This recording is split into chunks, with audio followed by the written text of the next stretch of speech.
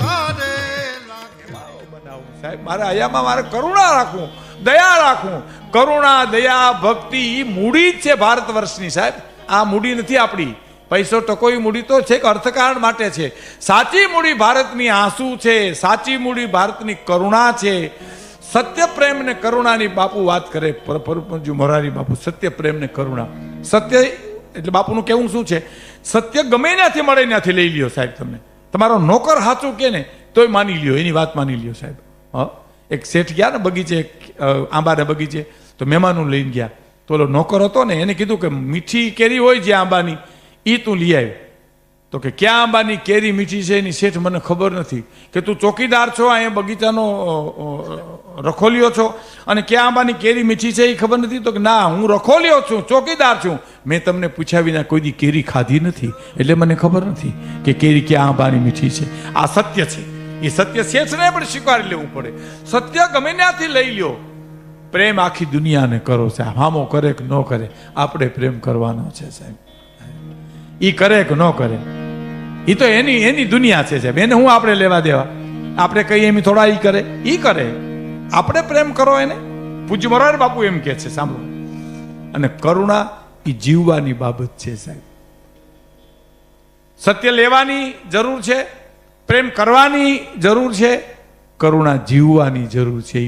દેવામાં ન આવે ને લેવામાં ન આવે. એનો હું દાખલો આપી દઉં સાહેબ તમને. સમ્રાટ સંગીતના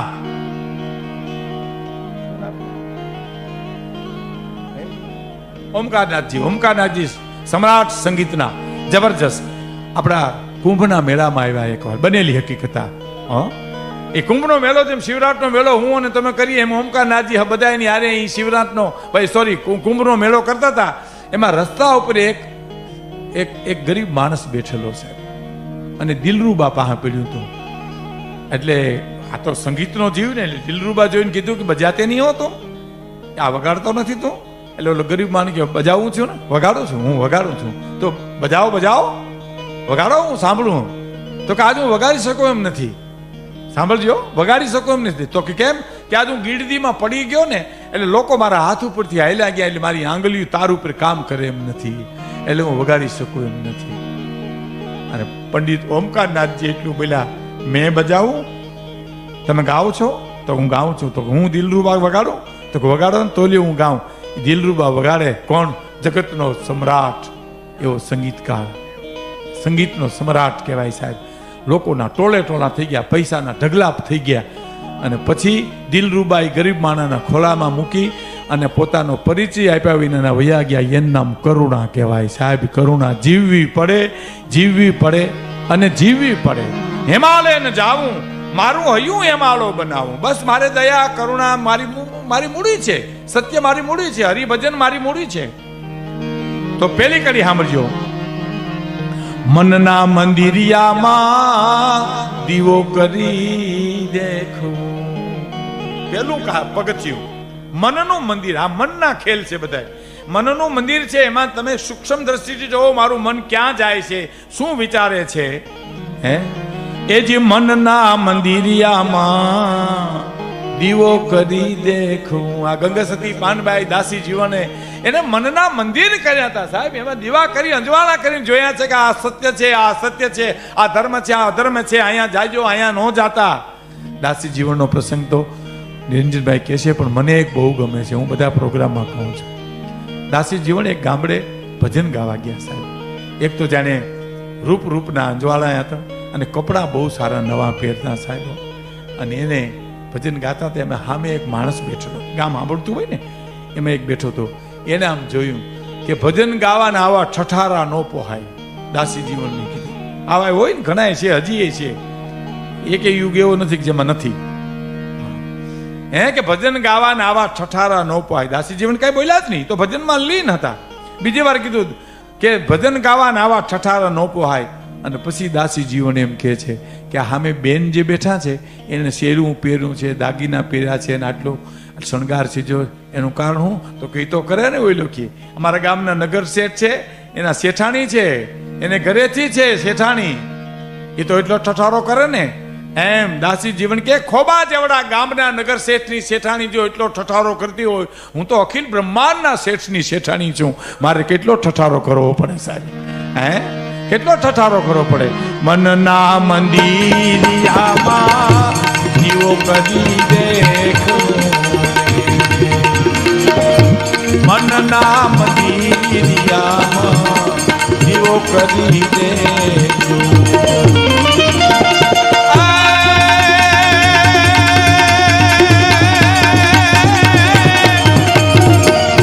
ભક્તિની આંખે સગનું દેખું ને દેખાનું, હરિના ભજનને માટે હે માળે ન જાઉં, હે માળે ન જાવું હયું, હે માળો બનાવું, હરિના ભજનને માટે હે માળો.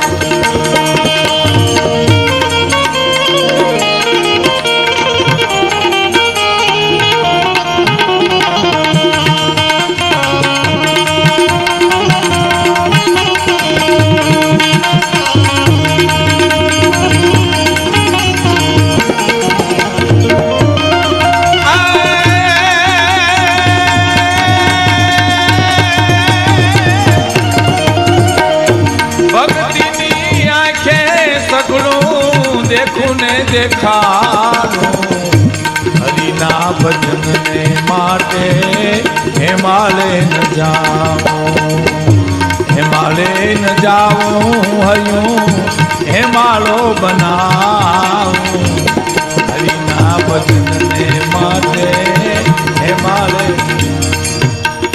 મનના મંદિરિયા, મનના ખેલ છે આ બધા. તમે જો હું એક સારામાં સારી ઝીણી વાત કરું તમને મજા આવશે.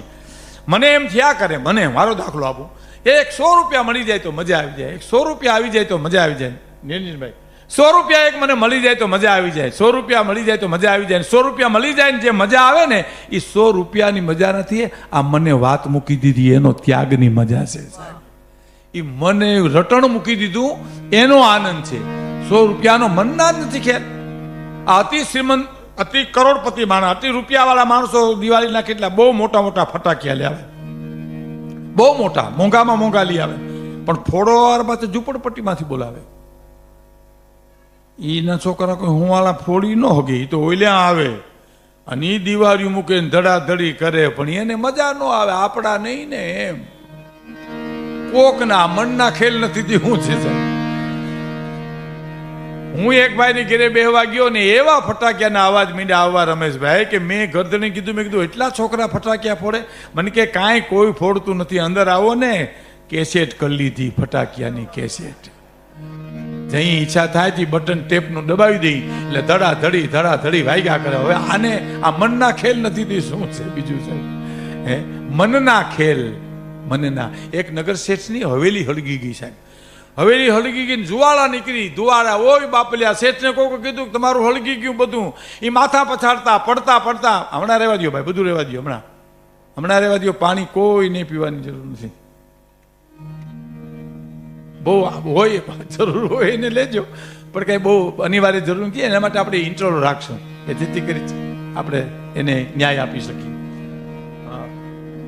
હા, એ શેઠને આમ અગ્નિ ઉપડી ગયું. ઓય બાપા, મારું બધું હળગી ગયું. માથા પછાડતા પડતા આવ્યા અને કીધું અરે મારું બધું હળગી ગયું. તા એક જણ આવીને કીધું કે તમારી હવેલી તો 6 મહિના પહેલા તમારા દીકરે વેચી નાખી. એમ? મારે દીકરે? હાવ સાચું? તો હા એમ. ખુશી થઈ ગયો છે. આખું મનની ભૂમિકા જ બદલી ગઈ. જે ભૂમિકા હતી પલટી ગઈ આખી. હે ભાઈ, એને વેચી નાખ્યું? તો હા. તો એ બિચારાનું હળગી ગયું ખરું? કા લીંબડ તો મીઠો લેવા. આ બિચારાનું હળગી ગયું. અરે રામ રામ, બિચારાનું હળગી ગયું, કાંઈ રહ્યું નહીં. ત્યાં છોકરો આવ્યો કે સોદો થયો તો પણ કેન્સલ થયો. વળી મીંડો માથા પછાડવા. આ મનના ખેલ નથી ત્યારે શું સાહેબ? મનના મંદિરિયામાં દીવો કરી દેખવું, મનના મંદિરિયામાં દીવો કરી દેખવું.